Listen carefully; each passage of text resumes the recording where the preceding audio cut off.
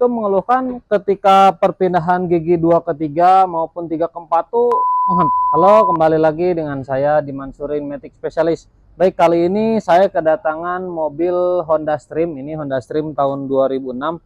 Nah, di mana si pengguna mobil itu mengeluhkan ketika perpindahan gigi 2 ke 3 maupun 3 ke 4 tuh menghentak. Kemudian selain menghentak juga selip dulu baru masuk.